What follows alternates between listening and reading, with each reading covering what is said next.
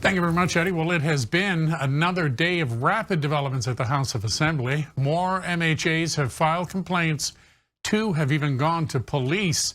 But first, former Finance Minister Cathy Bennett breaking her silence today, raising questions about the Premier's leadership. But the Premier says he was not aware of Bennett's concerns.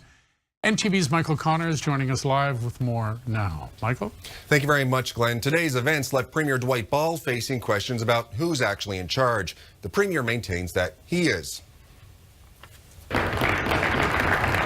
Last summer, Cathy Bennett abruptly resigned as finance minister. She cited only personal reasons at the time.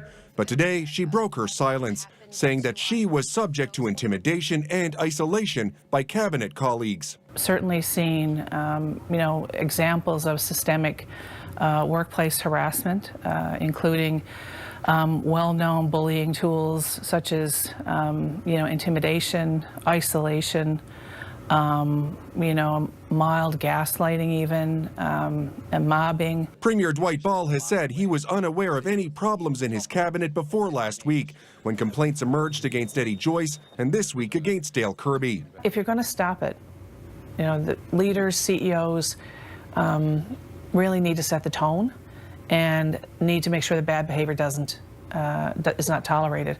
That's the way this gets resolved. And that's not happening now? I think those are questions you'd have to ask the Premier. Today, the Premier faced questions about who is driving the Liberal bus. I asked the Premier, who exactly is in charge here? As Premier of this province, I am in charge. And But Ball maintains he did not know about Bennett's concerns of isolation and intimidation when she resigned from cabinet. Did she tell you that she was facing intimidation, isolation, gaslighting in the cabinet? No.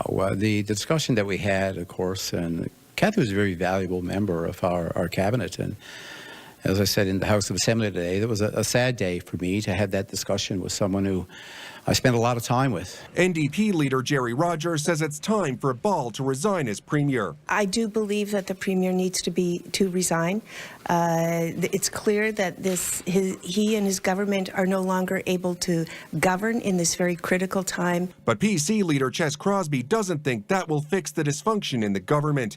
He says the only solution is to elect a PC government in 2019. I don't think that's going to solve the problem that we've been seeing over the last week. There is a collective responsibility in government and a cabinet system, and I don't think that's going to cure the problem. But the Premier says he's not going anywhere. Going to resign? No.